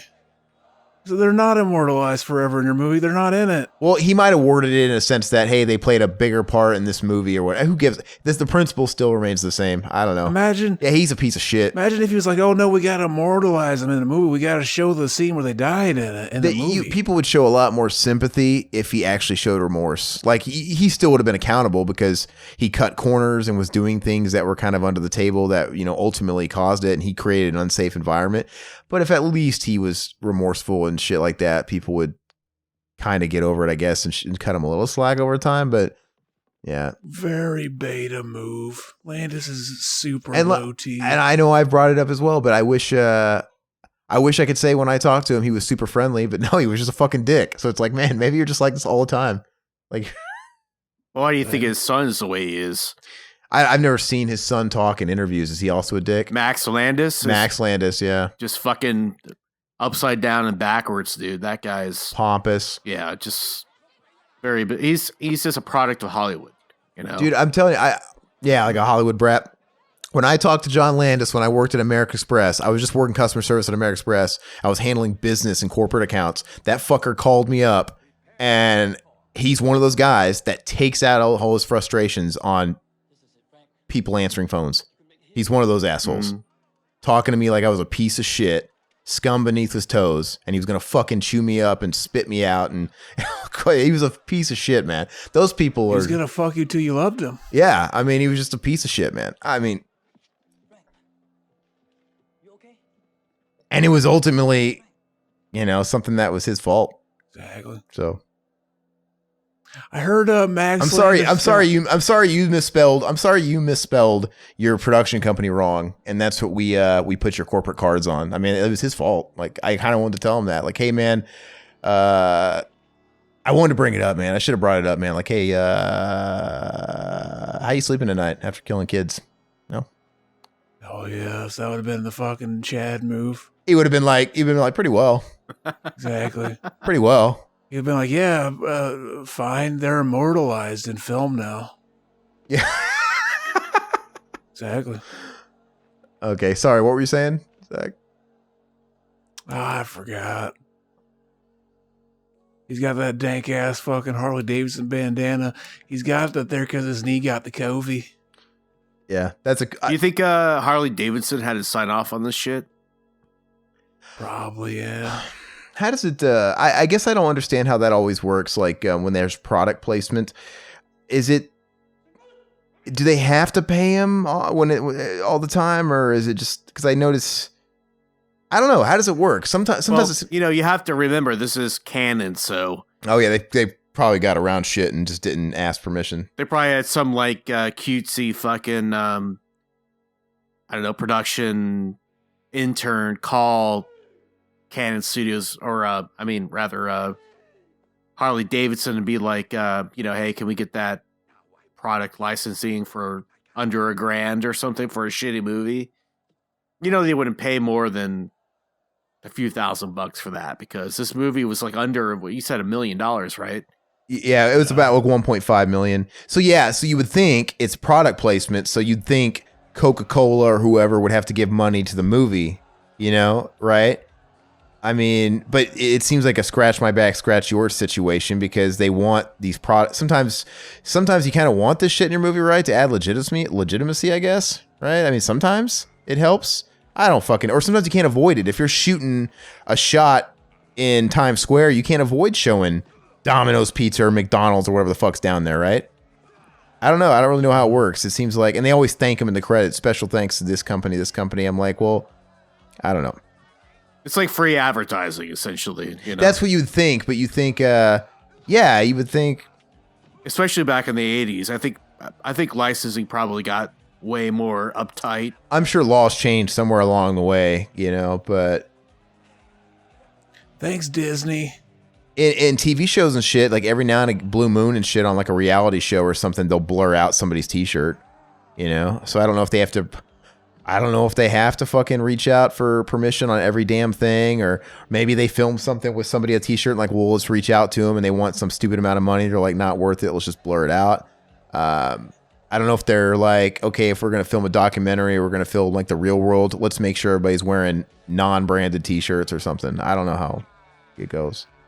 I think they have whole teams of people who just handle the legal aspects of all this shit. They probably even handle wardrobe. I mean? Yeah, it's probably part of wardrobe too. Like, hey, this is what we cleared. You can wear this blue t-shirt, this Hanes t-shirt. By the way, question. What exactly does this alteration to the Kumite ring, where they basically kind of fold up the ends? What does it help? Does it make it harder? What does that do? Does it make it harder when you're fighting uphill? I don't know. I have no idea. They shot it in the fucking skate park. That was just the half pipe. Yeah. Whatever. Maybe that adds something to it. Like he just knocked him down and he rolled. I don't fucking know. Like you got the high ground and then you can, all of a sudden. Yeah, I guess. Shifts the fight in a way or something, or that makes sense. But you would think if you think you'd have just as much of an advantage having the low ground too. It depends. I don't know. He's got pocket sand in his cock. Did you see that? Yeah, pocket sand. Pocket sand, shoot shot. His training is going to come into play, though. He has to fight blind. What is that supposed to be exactly? That powder? It's pocket sand. Is it like talcum powder? Is it not like that weightlifting talcum chalk or whatever? Do they need it for any reason? I don't know why it'd be there. Cocaine. It has to be something that would blind him, though. Yeah, some kind of drug, some kind of like. I was gonna say it would be funny if it was cocaine, and then all of a sudden, fucking Van Damme got roided out and shit. Oh yeah. Fucking ripped his throat out, like giving him a Colombian necktie and shit. Maybe it was baby powder. Maybe he has a fucking moist groin. He had crotch rot. He put some baby powder in his diaper. That's what Chad would do. See, look at him. Very bitch-like. Oh, I can't see. What do you need your eyes for, Van Damme? You little pussy. I could fight this guy with my eyes closed. I almost kind of feel like something happened earlier in the movie that ties into this, but yeah, he was going. Oh, right. The training, like training without using your eyes. Right. Yeah, I almost forgot about that. And it's like, this is his ultimate test, and he's going to remember his training, and he's going to be able to beat him without eyes. He's going to sense him. Kind of like, when Danielson was painting the fence or sanding the floor. Or... Going back to Zach's, thing about Karate Kid. Yeah. And great Karate scene, Kid, though. This is a great shot right here. it's a great scene. Basically, Karate Kid, it made the template. It's the fucking, it's the apex that all these movies try to be. When I went to a convention one time, like 6 years ago, Ralph Macchio was there, and this one guy this other guy that was with him, I don't remember exactly who he was. He was making a big case on why. I think he taught screenwriting at some university or something, and he was talking about how, in his opinion, he talks about it in his lectures all the time. And Macchio was there with him. He's like, I think Karate Kid and The Terminator are the absolute perfect scripts, and he went on his big fucking tirade about all that stuff, and he was breaking it all down. Like, I mean, that's interesting. We're not at a course. We'd rather just hear Ralph Macchio talk about Karate Kid, but exactly. I bet Macchio at a New Jersey con way before the whole resurgence of Cobra Kai. Yeah. And he was just kind of like hanging around. He looked really bored. Like he had, he was not enjoying himself, whatever. Yeah. And He wasn't fucking Elizabeth Shue. Of course he's bored. yeah, I mean, it was just kind of sad or whatever. But I was like, oh, this is I love the movie Outsiders. Yeah, it's a good movie. So I went over there and I got him to sign, an 8x10 or whatever. It said, "Stay Gold, Josh James." Yeah. Which was like, I was like, yeah, that's donk. It's donk shit. C. Thomas, I was like, was C. Thomas Howell there too? I know he was doing the con circuits at the same time. Yeah. You should have fucking painted your face black and had him sign it. They'd be like, yo, remember Soul Man? Remember when you did blackface? That was awesome. I'm surprised they haven't canceled C. Thomas Howell at this point. Oh, he's a Chad. Yeah, this convention I saw him at, he was Wizard World, so it was, one of the bigger ones, and it was like in 2000, maybe 15 or maybe 16. Yeah, it was probably like 14, 15, something like that. Yeah, it's like he was doing the circuit for a couple of years. Like, it was when it was really blowing up from The Walking Dead, and they were super at a mainstream peak, these conventions. And, obviously his agent or whatever was like, hey, there's money on the table here, man. Just take it. He didn't seem depressed to me. You know what I was thinking while taking a shit the other day? It's where I do some of my best thinking. Basically, like, would you be able to get away Zach's shower thoughts happened on the fucking toilet. Yeah. Like, would you be able to get away with doing blackface if you said, no, I'm not doing blackface. I'm a guy who works at the Sharpie factory, and I just fell into some permanent marker ink. Sounds like a movie script to me, man. Exactly. Now, like Soul Man too. Dude, C. Thomas Howell hasn't been canceled for the same reason Carol O'Connor isn't like shit on. Pretty much you get a pass and you're grandfathered in as long as your shit took place during an era. Like hee-haw and shit. If it took place during an era where it's okay, it seems like people get a pass, to a degree. And nobody gives a shit about C. Thomas Howell anymore, so that's probably why it's flying under the radar. Fucking C. Thomas Howell's dank. Fucking, I would fuck C. Thomas. When are we gonna do The Hitcher, man? I'd like to see Thomas Howell, if you know what I mean. Yeah. We should do The Hitcher sometime, man. That's a classic. Oh yes. I haven't watched that in a long time. Hitcher is a great movie. Still not out on Blu-ray. For a while, it was out of print even on DVD. I actually came across a copy of that on VHS at the local thrift. I was like, gotta buy it because it's a fucking great movie. And it's one of those movies that I think would be very tame by today's standards if somebody watched it now. But back in the day, though, it was pretty hardcore. I felt it was pretty creepy. And yeah, Rutger Hauer in that, and just the climax was pretty effective and stuff. Exactly. The girlfriend getting split or whatever. Yeah, it's pretty cool. Oh, I'd like to split his girlfriend and then see Thomas Howell, if you know what I mean. Okay. I'd fuck him in half. Dude, this scene's awkward to me. Like, why are they so close? So I love it when they share a moment. All right, Frankie. Amazing. This is real friendship. I've got to replay you at Karate Champ. Karate Champ. See, they need to both fuck her right there on the hospital bed. That's a manly way to end your movie. They're letting him drink. They're letting him drink a beer Oh yeah. Well, he's probably a hardcore alcoholic, so if he doesn't drink a little bit, he might go into withdrawals. So They're having this deep moment here. I'll be there. I love you, anytime. man. Yeah, it's really awkward. I'm like, we're the only two white guys in the Kumite, so we're best friends. This is the way these movies always work. They're always over the course of a day or something. Somebody shares together and they're so close. I'd get it if they shared like an immense experience, but they really didn't. I mean, what the fuck? You never there's no way you've ever fucking played somebody at that fucking game on an arcade, because that forms friendships, baby. That's forever bonding. No, I've had experiences when I was on my travels and shit where that was the era of me making friends for a day, where I'd meet someone and we'd hang out all day and just you'd meet these fly-by-night friends and you'd spend like a day or two hanging out and seeing shit together for the first time. But once you part ways, it's like you don't fucking remember. It's not a big deal. I mean, very low T, Aaron. Very low T. I remember when I saw the Great Wall of China, I went on this bus that was going there, and I just met this fucking college kid, this dude he was going alone too, and I sat next to him and we just chatted and became quick friends for the day, and we did the whole Great Wall of China thing all day, and we were like best friends for a day. And when it was over, we was like, all right, bye. What if he still listens to this show and he's like, oh, I didn't know you thought of me that little. I never got the call. Fucking bitch. I never. Yeah, this motion picture is based upon true events in the life of Frank Dukes. Amazing. Yeah. Funny stuff. Okay, here it is. Yeah, this is all bullshit. 75 to 80, Frank Dukes fought 325 matches. He retired undefeated in the world heavyweight, full contact Kumite champion. So they don't fact check. They just kind of go off what this bullshit artist was saying and they put it in the movie. Amazing. We should do that. I mean, they kind of always did that. It's kind of like the Texas Chainsaw Massacre based on true events or whatever, and they just ran with that for marketing. Exactly. So, I mean, look at all these. And we're going to put our stats on here. Let's make up our own stats, Zach. Like, biggest nut. Hell yes. Can you imagine it ending with your stats on that stuff involving ejaculate? Mm-hmm. 3.2 ounces.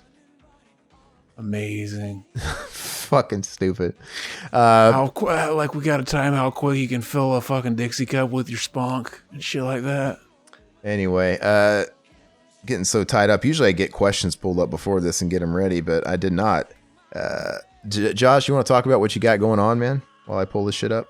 Yeah, basically, still doing the R-rated channel, the R-rated horror. Well, okay, so I have the R-rated show on YouTube, and then there's the R-rated horror commentary podcast, which has been going pretty slow. I was hoping to get to 100 episodes before affiliate shut down, but I just couldn't pull it off. But there'll be a couple more episodes before it closes down.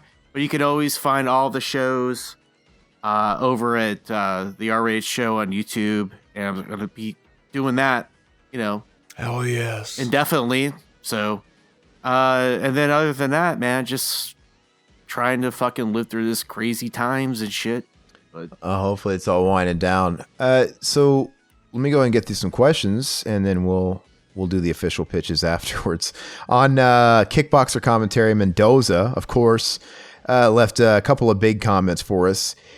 First, he says, no love for Hard Target. This movie is so gay. I love it. He says, I think the scene of Van Damme taking, he's talking about Kickboxer. I think the scene of Van Damme taking photos of the little kids isn't so bad, but I do love that Van Damme and his mustachioed brother look like gay lovers on holiday. That's true. you can always count on the fucking Mendoza for the really unique observations that only he can make. I'm actually realizing I already read this is the last comment I read last time, but it segues into a comment he left after this. So whatever, I'll just finish it so I can go into the new one. He was hoping to hear the Corey button right in the episode, and he didn't. He was hoping he would hear it by the time Van Damme month ended, but wait, there's a Corey button? Yeah, he used to have a Corey button back in the day, like a soundboard. Oh yeah, and it was really well suited. Yeah, sorry, man, but here I'm going to read your new comment. We let you down though. He says, "I'm surprised by the confession you made on this commentary, Aaron.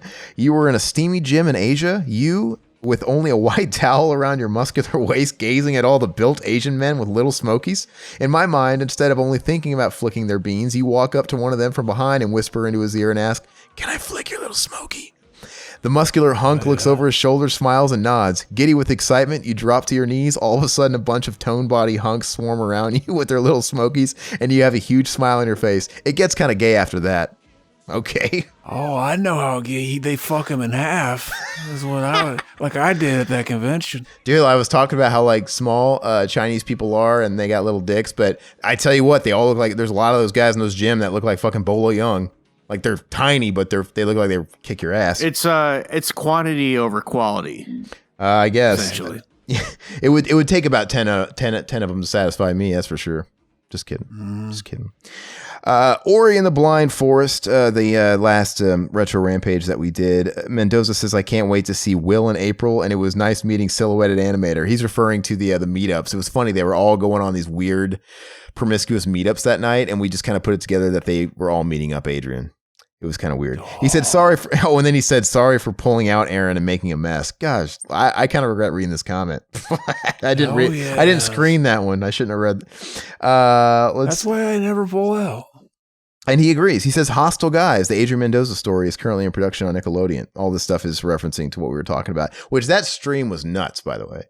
I think, you know, what's funny is people loved it because it was one of those, Josh, it was one of those situations where we were going at it a little bit. Zach was in troll form and he really got under Mac's skin. And there was a point where, I had my moment, but then I eventually realized, wait a second, I'm just feeding the troll, and I step back and Max really falling for it, and I'm just letting them go at it, and I was enjoying myself. And I'm like, oh, this is what it feels like to be a listener. Like when you're not actually involved, and people were eating it up, man. And I love all the comments we got after it ended, like, or people that jumped in midway through, like all the, what the fuck am I watching? Or what the fuck did I walk into? It was pretty fun. Yeah. But then Mac was fucking trolling the whole time. I don't think he was not. He tried to play it off like he was. I think he was watching it back. It sounded like yeah. Dude, and it was so funny when his girlfriend got in the chat. That was hilarious because he was blushing. He was like blushing on camera because he's like, oh God. Wait, what episode was this? It was our last live stream. Oh, the live stream stuff, yeah. Yeah, Ori and Blind, yeah, gaming thing. It's pretty fun though. It was pretty crazy. Tales from the Crypt, death of some salesman commentary. Sam Lombardo says, I like this episode, but it's nowhere near as good as the comic. On the season 5 box set, they actually read the comic as a special feature, and it's so much better and creepier. It's really not a great story though. The only thing that's better about the TV episode is that they show an innocent old woman being victimized by the salesman. Hell yeah. I mean, this is the one with Tim Curry, right? Where he plays like the triple role. I like that one. It's creepy. And he fucks Ed Begley Jr. when he's like that overweight, like hillbilly chick in the fat suit. Oh my God. Yeah. And Salute Your Short Zeke the Plumber episode, Robert Fowler, he says, I had a dream long ago that Budnick shaved me bald. Oh, that's my fucking sex kink. I would fucking nut all over the place. There's pornos like that, right? Where people shave each other, and that's kind of how it starts, right? They shave each other's pubes. Did you shave your pubes or just your? Yeah. What did he shave bald exactly? Schizophreniac commentary, Silhouetted Animator. He says, I feel like you guys should know this movie actually has a 61% on Rotten Tomatoes. Yes, on Rotten Tomatoes. That's amazing. Is that technically fresh? I don't know. I don't know. It's crazy. Twilight Zone Eye of the Beholder commentary. Sam Lombardo says, at 11:30, at least they attempted to age certain characters and give them development. They killed off several of Cotton's friends over the seasons. They had Cotton die. They had Joseph go through puberty, and they had Connie become a mean girl, and they had Peggy get injured for life. What are we talking about? Are we talking about King of the Hill? What are you reading? Yeah, Joseph, Connie. Yeah, he's referencing something we were talking about in the episode. He's talking about King of the Hill. That's an acceptable amount of aging and development for me. He's talking about when we were chatting about them bringing back King of the Hill, when that was on the table for a while with Mike Judge, and he said the only way they would do it is if time has passed. Yeah. And I thought that was a great idea. I mean, that's the only thing. I think since it plays off like a real life sitcom, I think they should have had them aging each year, and it would have worked, right? Just like a sitcom actor would. But anyway, he says that's an acceptable amount of aging and development for me because what's the end game for King of the Hill type show anyway? He said the only episode that even felt slightly like a good conclusion was the one where Hank got the award at the Propane convention. I suppose. Yeah, on the Ori and the Blind Forest, Gio Kalunga, that live stream, he says, I wish I made it to see this one live. This was some funny ass shit. Fuck yes. Didn't sound like it was too funny for Mac, but that's the way it goes. Death Warrant. These are all going to be Death Warrant, I think, for a while. He going to bust through them. He says, Silhouetted Animator. He says, yes, do a more Mortal Kombat Conquest commentary, please. That shitty show. I'd like to do it. Witch King says, just wait for Seagal. Oh, yeah. Just wait for Seagal Timber, Zach, because he's been shitting on having to do Jean-Claude January. Witch King wants Seagal's Timber. Well, the thing at Witch King is I don't like Steven Seagal. So it's like now we have two guys that don't like it. Did you hear how Mac was actually offended that we didn't like Steven Seagal? I don't recall. Yeah, he's not good. That was very low T shit. Very low T. He's not good. He's got a couple of passable movies. Marked for Death is fun, I guess, but it's kind of where it ends. Hard to Kill, where he's in that coma and he wakes up like a fucking year later and he's got a giant ass beard, but yet like it's clearly like a glue on beard and he hasn't, everything else looks the exact same. It's really weird. That the mop scene in the hospital. Yeah. Kelly LeBrock, that's when she looked good though. Maxwell Nosh said, I listen to Metallica's The Black Album trying to block out the noise of my wife having sex with yet another black guy and my cries of sexual inadequacy. That's why I'd call it the Blacked Album. Oh yeah. Okay. Blacked, like BLACKED, blacked. Yeah, like in reference to the porn. He likes blacked porn. He listens to it, yeah. He listens to it all getting cucked, basically. But yeah. There's that movie called Cuck. It's an autobiography about Aaron's life. We should do that on the show sometime. All right. President James L., he says, he's getting political here. He says, fuck Beijing Biden. Arrest that fucker for treason. All right. Very low T. He's our resident political guy. Like I know it's kind of in his avatar, I guess, but everything comes back to politics. Yeah. I mean, it was kind of hard to avoid for a while there, but I think now it's going to quiet down. I know I'm going to quiet down from it now. It's just, is this like a political frenzy ever going to like just end where we can just get back to having fun? Yeah, it is. It is for me, man. I'm done with it. It's over. It's just what will transpire will transpire. It's kind of out of my hands and everybody else's hands at this point. It's just like whatever happens. David Capper says, quick exploitation suggestion. Brian De Palma. That's a good one. That's a good one. Yeah. What would we do? We do Carrie, Scarface. We do fucking. Why can't I spit it out? Carlito's Way. What's the other top of the line De Palma movie? What would you throw in there? Got multiple great ones. Yeah. I like Carlito's Way a lot. I actually always liked Carlito's Way better than Scarface if we're talking Pacino. Scarface was always so played out in my household, man. I don't know. Scarface is sleazy. It is. But do you like Carlito's Way? I like that one. That's good. I don't know if I ever watched that one all the way through. That's a really good one. I like it a lot. But that's a good suggestion, man. I'm all about it. Adrian Mendoza, he says, Oz is a fantastic show. Lee Tergesen is amazing in Oz and killed it as the character Tobias Beecher. His character arc is fantastic. Tobias is a happy, successful attorney and family man who goes to the slammer and slowly finds himself in prison and begins a torrid, hot love affair with sociopath Chris Keller, played by the sexy Christopher Maloney. Their gay love affair throughout the show is electric. I can't wait to see the third Spider-Man film. I've seen Tom Holland's cock. It's nice. The foreskin is wrapped tight around his bulbous head. Make mine marvel. What? Oh fuck, he's not entirely circumcised. He's got that fucking hood of socialism on his cock. The hoodish socialism.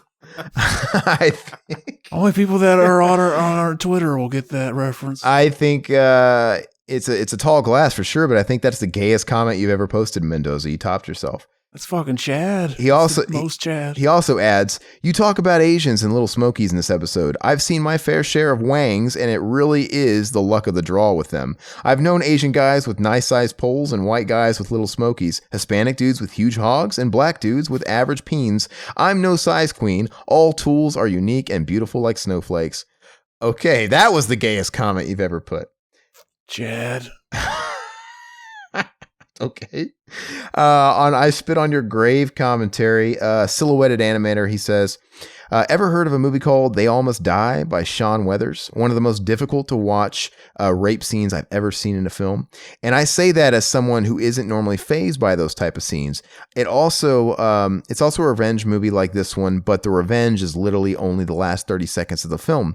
And the first hour is nonstop padding before the two aforementioned scenes. It's pretty freaking bad. Have you guys seen that? Sounds amazing. Wait, what's the movie again? They All Must Die. Doesn't ring any bells for me. Yeah, It sounds like we shouldn't watch it. They all must die? it sounds like an exploitation film, a rape revenge movie. I mean, it sounds like one of those things. Yeah. Lastly, I'm going to read Adrian Mendoza's comment on our 5-minute Teenage Mutant Ninja Turtles edit that Zach threw together. He says, this is a great teaser video edit, and I love the commentary. Too bad it is no more. Okay, Zach, once and for all, we got to redo Turtles. It sucks it's no more because we have that 5-minute teaser video, or it's 10-minute rather, and it's for a commentary that doesn't exist because YouTube took it down for some reason. It's still on our thing. It's just blocked. Yeah, well, I mean, we have it. They blocked it worldwide. And I don't know why that one got blocked. That one. But anyway. Low T. Yeah, it's pretty ridiculous. We'll get around to it for sure. Maybe that'll be a Patreon thing when we redo it and eventually put it back up for everybody. But that's all we got for comments. Thanks, everybody, for leaving feedback and questions and all that good shit. We appreciate it. All you long-timers and all you guys that are new. Now, Zach, do you want to pitch anything you have coming up? Anything on the Mac and Zach front? We are still planning on doing our I don't know, maybe we're just going to take a break for January and then start up again next month. The Mac hasn't got to me about doing an episode yet. Very low T, Mac. Okay. Do you want to tell everybody about, it's a nice segue into support in the Patreon. We were talking about it a second. Do you want to talk about what we have going on Patreon right now? Oh, yes. You could join our Discord, baby. It's finally up and going.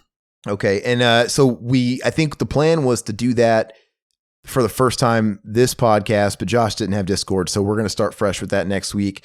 We're going to allow you guys to hop in on the Discord, and we're going to have a private feed when we do these commentaries where you guys can listen to them live as we're recording them, and you guys can comment as we go and things like that. And the way we figured we're going to do it is as to not disrupt the normal pre-recorded flow we have. Probably not going to read stuff as we go, but we'll leave aside at the end of the show, kind of like when we're reading comments that people leave. We'll open up the floor for you guys. We'll address your comments and concerns and all that shit that you've been putting in, or we'll maybe even unmute you and let you ask on the show if you guys are comfortable. But that's what we're going to toy with. There's also bonus shit on there. We've got bonus videos. I think Zach just put up a weird Joe's Pizza video that's kind of creepy. And behind the scenes shit. Riverman's been posting pickup videos. I've got a few videos out there. It's been up for a while. We have my journey through getting why did I say colonoscopy bag? That's not what I got. What do I mean to say? Got my ass probed. Got my ass probed at the doctor. Yeah. And we got prank phone calls that were too hot for TV, as you could say, that found their way on Patreon only because we can't put them up anywhere else. And then Zach and I are going through the entire Ash vs. Evil Dead show, putting up those as bonus commentaries. And we've got a few episodes up now, I think. I don't really know where we're at there, but those are coming out as we get them. And then Mac and Zach have been doing an exclusive Mac and Zach episode monthly. So all that for $2. Very, very little. A lot for very little. Sounds like a good deal, man. Yeah, it's a lot of shit. And we're going to keep it growing. And I got big plans for 2021 as well. So we're just going to keep fleshing all that out. Lastly, and obviously, if you guys, I'm going to reiterate, if this is your first time here, please give us feedback. If you're on YouTube, like or dislike, I don't really give a shit, but just give us feedback. Like the video, subscribe if you're new. If you're not new, make sure you guys are hitting the bells and all that bullshit YouTube makes us do now. Hit the notification bell so you don't miss our shit. It definitely works because I have channels that I don't hit the bell on, and I admittedly don't hit the bell on everything. But if you really like us, hit the bell, because I get pissed when I'll look at my subscription feeds, because I look at it every day and I want to catch up on shit like it's my stories, and I literally won't have new videos. I'll stumble across videos and I'll be like, where the fuck was this? I check my feed every day and I never saw it. So support us that way. And if you guys aren't already listening to us on podcast feeds, we're everywhere you get your podcast basically. So whether it's Apple, Google, Spotify, whatever, make sure you guys are leaving us ratings over there and feedback and stuff. It's going to help us out in the algorithms. But And Teespring, buy a shirt. For God's sakes, buy a shirt. Look good and support us at the same time. Did you want to end on anything else, Josh? Yeah, just go over to our Rated Show on YouTube. Yeah, fuck yeah.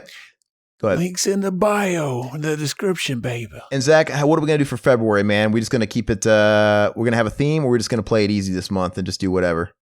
Take a break. I'm still thinking. All right. Oh, and lastly, next up, we're going to do Cinema Enema, and Riverman's going to be on that one. And since he's the guest, he's going to get the honorary pick, because that's the way we roll with it. And he's making us do Waterworld. Yay. Waterworld. So I've never seen it. It's just one of those movies like Top Gun where Riverman stroked off our entire childhood and I just refused to watch. And if it's anything like Top Gun, which I finally watched, I'm like, man, this movie is shit. I don't know why you like it so much. I'm in for a ride. But anyway, so keep an eye out for that, and we'll catch you guys next time. Bye-bye, puppets. Adios. End of the week at the Revival House. Next month's theme, you gotta figure it out.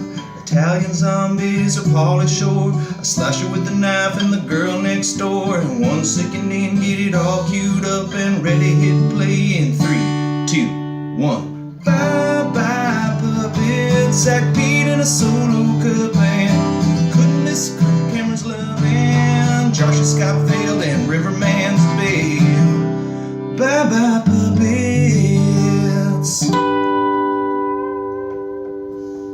Sounds good, like this country used to.